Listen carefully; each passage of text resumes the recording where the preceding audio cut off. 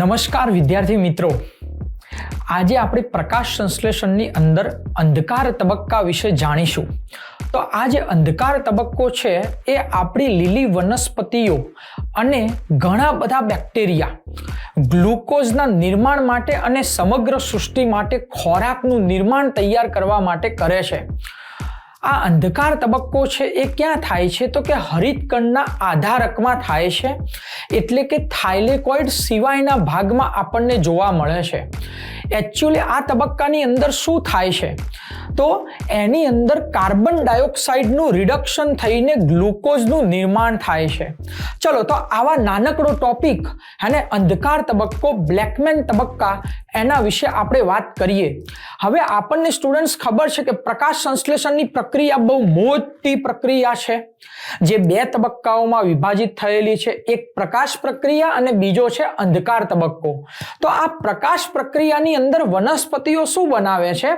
Oxygen બનાવે છે, ATP બનાવે છે અને થર્ડ નંબર ઉપર NADPH બનાવે છે.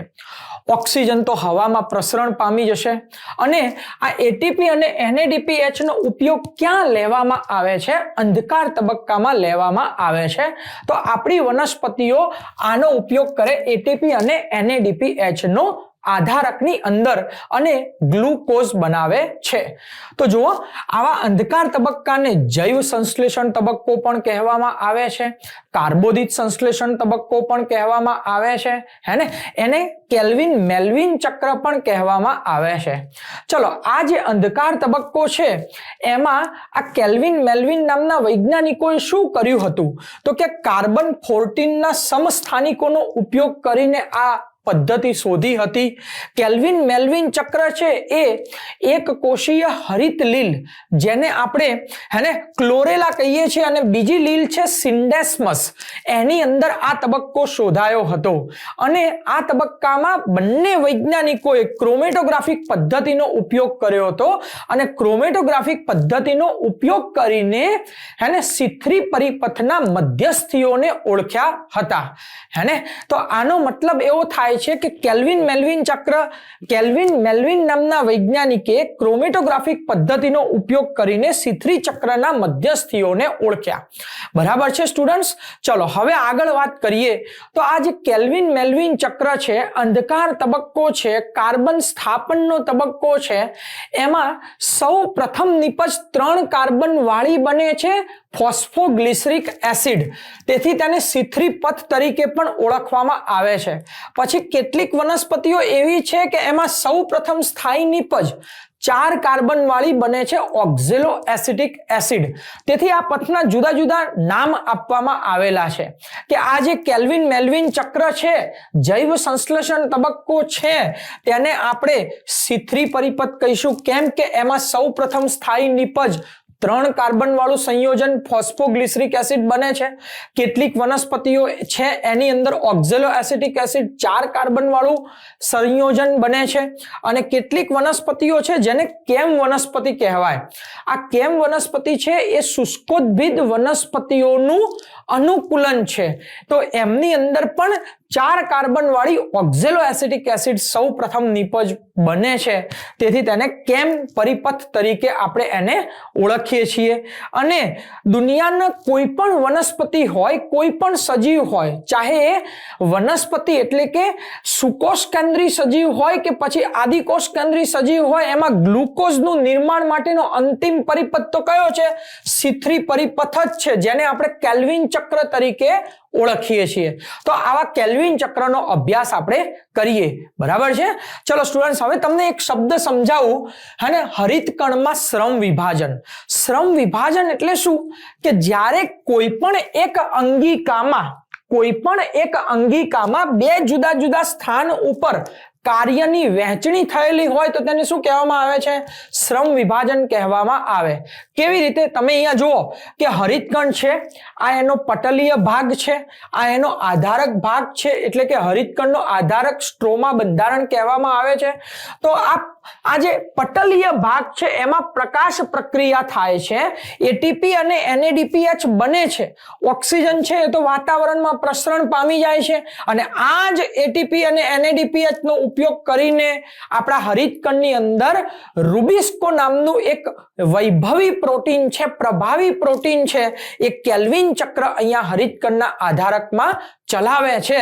તો જુઓ કે અંધકાર પ્રક્રિયા જે છે અને પ્રકાશ પ્રક્રિયા બે જુદા જુદા સ્થાન ઉપર થાય છે, તેથી તેને શું કહેવામાં આવે છે? શ્રમ વિભાજન તરીકે ઓળખવામાં આવે છે. બરાબર છે. ચલો હવે આપણે પરિપથ જોઈએ સ્ટુડન્ટ્સ. તો એકચ્યુઅલી કેલ્વિન ચક્ર છે એ કેલ્વિન અને તેના સાથીદારોએ શોધ્યું હતું, હે ને? એક સમગ્ર પથની અંદર આ ચક્રને શોધવામાં આવ્યું હતું કેલ્વિન અને તેના સાથીદારોએ. પછી તમે જોશો તો તમને ખ્યાલ આવે કે આ માર્ગ, હે ને, પ્રકાશ સંશ્લેષણ દર્શાવતી વનસ્પતિઓમાં જ થાય, ચાહે C3 વનસ્પતિ હોય, ચાહે C4 વનસ્પતિ હોય કે પછી કેમ વનસ્પતિ હોય, બધામાં ગ્લુકોઝનું નિર્માણ તો એક જ પરિપથ વડે કરવામાં આવે છે. અને એ પરિપથ છે એ કુલ 3 તબક્કાઓમાં વિભાજિત થયેલો છે. પહેલો તબક્કો છે કાર્બોક્સિલેશન તબક્કો, એટલે કે વાતાવરણના કાર્બન ડાયોક્સાઇડનું અહીંયા સ્થાપન થાય છે, તેથી તેને નિર્ણાયક તબક્કો કહેવામાં આવે છે. ચલો એના દ્વારા જે મધ્યસ્થી સંયોજનો બનશે એમનું રિડક્શન અહીંયા કરવામાં આવે છે, એટલે બીજા નંબરના તબક્કાને રિડક્શન તબક્કો કહેવાય છે. અને ત્રીજા નંબરનો તબક્કો છે પુનઃનિર્માણનો તબક્કો, પુનઃસર્જનનો તબક્કો છે, કે જેની અંદર હરિતકણના આધારકમાં અહીંયા આપણે જે લીધું હતું, હે ને, આરયુબીપી, એ જ આરયુબીપી આપણને પાછા મળે, તેથી તેને પુનઃસર્જનનો તબક્કો કહેવામાં આવે છે.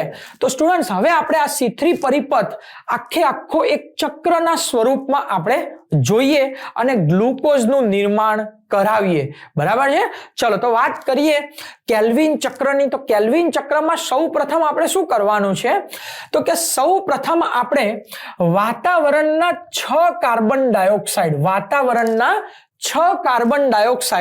એ 5 કાર્બન ધરાવતી એક કીટોઝ શર્કરા છે, જેને કહેવામાં આવે છે રિબ્યુલોઝ 1,5 બાયફોસ્ફેટ તરીકે ઓળખવામાં આવે. તો આ રિબ્યુલોઝ 1,5 બાયફોસ્ફેટમાં, એટલે કે 5 કાર્બન વાળી કીટોઝ શર્કરામાં વાતાવરણના 6 કાર્બન ડાયોક્સાઇડનું સ્થાપન કરાવવાનું છે.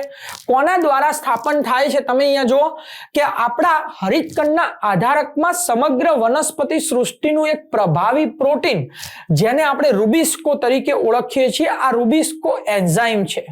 આના વગર કદાચ વનસ્પતિઓ ગ્લુકોઝનું નિર્માણ ન કરી શકી હોત, એટલા માટે એનું ઇમ્પોર્ટન્સ જોરદાર છે. એટલે આ રૂબિસ્કો હરિતકણના આધારકમાં શું કરે છે? વાતાવરણના 6 કાર્બન ડાયોક્સાઇડ લેશે અને એ 6 કાર્બન ડાયોક્સાઇડને કોની અંદર એડ કરી નાખે? તો કે આરયુબીપી કીટોઝ શર્કરામાં એડ કરે છે. તેથી આપણને સૌ પ્રથમ નિપજ કઈ મળે છે? એક અસ્થાયી સંયોજન મળે છે. કેટલા કાર્બન વાળું સંયોજન છે? 6 કાર્બન વાળું આ અસ્થાયી સંયોજન છે, હે ને? તો તમે અહીંયા જુઓ કે આ 5 કાર્બન વાળો આરયુબીપી જે હતો અહીંયા, હે ને, જેના મોલ આપણે કેટલા લીધા? 6 મોલ લીધા હતા. તો 6 50 ના કેટલા કાર્બન થાય? 30 કાર્બન થશે, વત્તા વાતાવરણના આ 6 કાર્બન ડાયોક્સાઇડ, 30 ને 6 36 કાર્બન થયા ટોટલ. તો અહીંયા આપણને રૂબિસ્કો દ્વારા જે અસ્થાયી સંયોજન મળે છે એના આપણને કેટલા મોલ મળે? 6 મોલ મળે છે. કેટલા મોલ? 6 મોલ મળે છે. તો એ છાયો 36 કાર્બન આપણને અહીંયા નિપજ સાઈડ ઉપર પાછા મળે છે. એટલે પ્રક્રિયા બેલેન્સમાં ચાલી રહી છે. હવે તમે જુઓ કે આ અસ્થાયી સંયોજન છે એ તો ફટાફટ તૂટી જશે. બરાબર છે. ચલો 6 કાર્બનને હું તોડું તો મને કેટલા કાર્બન વાળા 2 સંયોજન મળે? 3 કાર્બન વાળા 2 સંયોજન મળે. તો 6 કાર્બન વાળો અસ્થાયી સંયોજન વિઘટન પામીને આપણને એક નિપજ મળે છે. એ નિપજ આ પ્રક્રિયાની પ્રથમ સ્થાયી નિપજ છે, તેને કહેવામાં આવે છે 3-ફોસ્ફોગ્લિસરિક એસિડ, અથવા તો એને કહેવાય 3-ફોસ્ફોગ્લિસરેટ. તો એના મોલ કેટલા મળે આપણને? 12 મોલ મળે. ચલો 3PGA પાસે 3 કાર્બન છે, તો ટોટલ કાર્બન કેટલા થયા? 12 તરીના 36 થયા. કેટલા થયા? 12 તરી 36. અને અહીંયા છાયો 36 હતા અને અહીંયા 30 ને 6 36 હતા. તો પ્રક્રિયક અને નિપજ સાઈડ ઉપર કાર્બનની સંખ્યા સમાન છે. આ તબક્કાને જ કયો તબક્કો કહેવામાં આવે છે? કાર્બોક્સિલેશન તબક્કો કહેવામાં આવે છે।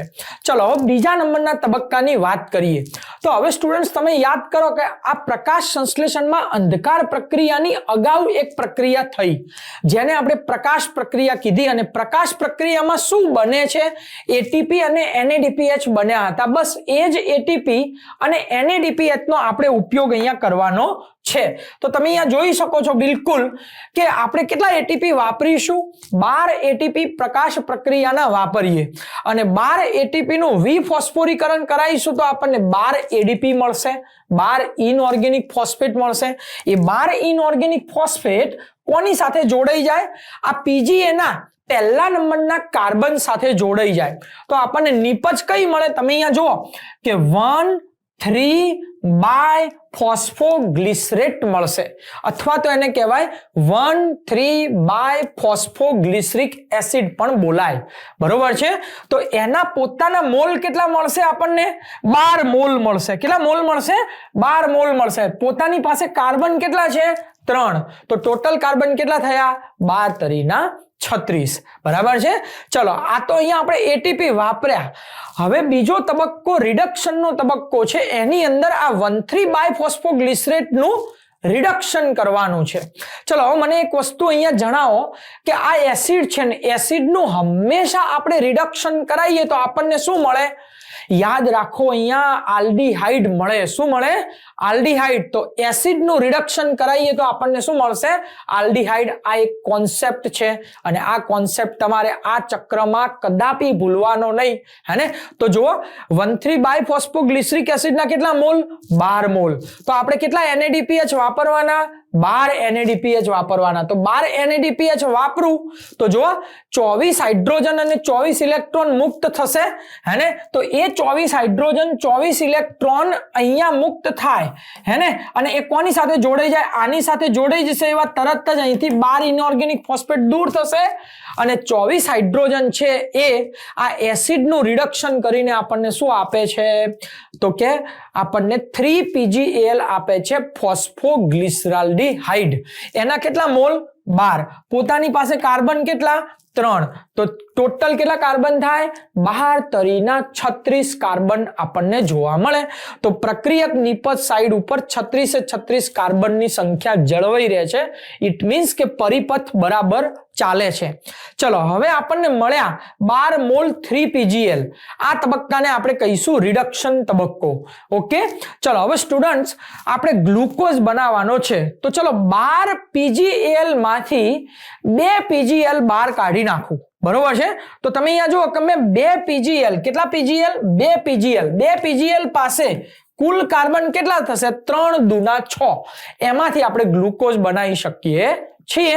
તો હવે મને એમ કહો કે 12 માંથી 2 PgAl જાય તો કેટલા PgAl વધે 10 PgAl વધશે બરાબર છે। તો અહીંયા આ રહ્યા 10 PgAl જુઓ બરાબર। તો આટલે સુધીનો જે તબક્કો હતો આટલેથી લઈને આટલે સુધીનો હે ને આને આપણે રિડક્શન તબક્કો કીધો અને અહીંથી જે તબક્કો ચાલુ થાય છે એ ત્રીજા નંબરનો તબક્કો છે જેને આપણે પુનઃસર્જનનો તબક્કો કહીએ છીએ પણ એ જોઈએ આપણે। તો તમે અહીંયા જુઓ કે 10 તરીના 30 કાર્બન છે એટલે કે PgAl હું 10 તરી 30 લખું કાં તો હું એની અંદર એક ફોસ્ફેટનો અણુ ઉમેરી કાઢું બરાબર છે। એટલે તમે અહીંયા બિલકુલ જોઈ શકો છો કે હું આ એની અંદર ફોસ્ફેટનો અણુ એટીપી ની મદદથી ઉમેરી કાઢું અને પછી હું 6×50 લખું અને હું 6 RUBP બનાવું તો બોલો બધું કાર્બનની સંખ્યા સમાન થઈ કે ના થઈ ગઈ બિલકુલ બરાબર છે। તો આપણે 10 તરીના 30 લખીએ કે આપણે 6×50 લખીએ તો આપણે ચાલી જાય એટલે બંને સાઈડ ઉપર કાર્બનની સંખ્યા કેવી થાય છે સમાન થાય છે। તો હવે અહીંયા જો કે છેલ્લે 10 PgAl માંથી શું બનાવી દીધું આપણે 6 મોલ RUBP ના બનાવી દીધા બરાબર। તો આપણે વાતાવરણમાંથી 6 કાર્બન ડાયોક્સાઇડ લીધા હતા એક ગ્લુકોઝ બનાવ્યો તો હવે હરિતકણના આધારકમાં આપણે પાછું શું આપવું પડે 6 RUBP આપણે પાછા આપવા પડે તો અહીંયા 6 આરયુબીપી મળી ગયા તો આ તબક્કાને આપણે શું કહીએ છીએ આરયુબીપી નું પુનઃસર્જન તરીકે ઓળખવામાં આવે છે બરાબર છે તો આવી રીતે કેલ્વિન ચક્ર કુલ 3 તબક્કાઓમાં થાય છે પહેલો તબક્કો આપણે કાર્બન સ્થાપનનો તબક્કો જોયો બીજા તબક્કો આપણે રિડક્શન તબક્કો જોયો રિડક્શન તબક્કામાં આલ્ડીહાઇડ બને છે અને જેના સ્વરૂપે આપણને ફોસ્ફોગ્લિસરાલ્ડીહાઇડ મળે છે અને ત્રીજો તબક્કો છે એને કહેવાય છે આરયુબીપી નું પુનઃસર્જન અને આરયુબીપી ના પુનઃસર્જનમાં અહીંયા આપણને હરિતકણના આધારકમાં આરયુબીપી પાછા મળશે ચલો હવે સૌથી ઇમ્પોર્ટન્ટ કે આ ચક્રને યાદ રાખવું હોય તો એની અંદર બે વસ્તુને તમારે યાદ રાખવાની છે એક કાર્બનની સંખ્યા ખાસ યાદ રાખવાની અને આ પ્રક્રિયકો નિપજોને તમારે યાદ રાખવાના છે હવે છેલ્લે આ કેલ્વિન ચક્રનો હિસાબ આપણે જોઈ લઈએ બરાબર છે તો કેલ્વિન ચક્રની અંદર આપણે ઇનપુટ શું આપ્યો છે હેને અને આઉટપુટ શું લીધો આખા ચક્ર દરમિયાન એની આપણે ચર્ચા કરીએ તો તમે અહીંયા જુઓ સ્ટુડન્ટ્સ કે વાતાવરણમાંથી આપણે 6 કાર્બન ડાયોક્સાઇડ લીધા એક ગ્લુકોઝ બનાવ્યો બરોબર કુલ 18 એટીપી પ્રકાશ પ્રક્રિયાના વાપર્યા 18 એડીપી પાછા હરિતકણના આધારકમાં પ્રકાશ પ્રક્રિયામાં પાછા આપી દીધા ચલો 12 NADPH લીધા અને 12 NADP+ પાછા આપી દીધા તો આવી રીતે આ કેલ્વિન ચક્ર C3 પરિપથના લેખાજોખા છે અહીંયા ખાસ યાદ રાખજો ઇનપુટ કયો છે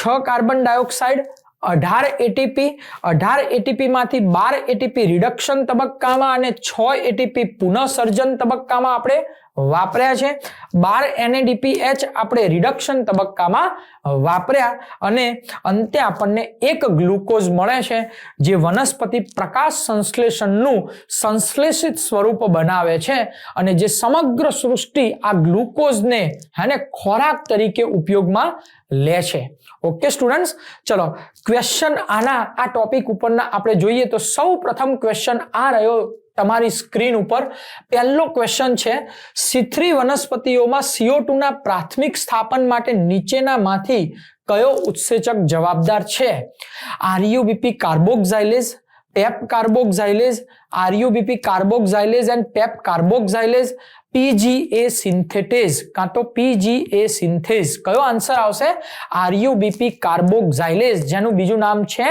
રૂબિસ્કો તરીકે ઓળખવામાં આવે છે સેકન્ડ નંબરનો ક્વેશ્ચન આ રહ્યો આપણી સ્ક્રીન ઉપર પ્રકાશ સંશ્લેષણની અંધકાર પ્રક્રિયા દરમિયાન શું થાય છે તો પાણીનું વિભાજન થાય છે CO2 એ કાર્બનિક ઘટકોમાં રિડક્શન પામે છે ક્લોરોફિલ સક્રિય થાય છે કે સ્થાયી C6 શર્કરા એ 3 કાર્બનયુક્ત શર્કરાઓમાં વિભાજન પામે તો તમે અહીંયા જુઓ કે શું થશે કાર્બન ડાયોક્સાઇડ એ ગ્લુકોઝમાં રિડક્શન પામે છે નેક્સ્ટ ક્વેશ્ચન આપણે જોઈએ C3 ચક્રની અંધકાર પ્રક્રિયામાં એક ગ્લુકોઝના નિર્માણ માટે કેટલા NADPH અને ATP જરૂરી છે તો C3 ચક્રની અંદર એક ગ્લુકોઝ બનાવવા માટે આપણને ખબર પડી ગઈ છે 18 ATP અને 12 NADPH જરૂરી છે તો આન્સર કયો આવશે 4 આવશે answer 4 12 NADPH 18 ATP okay students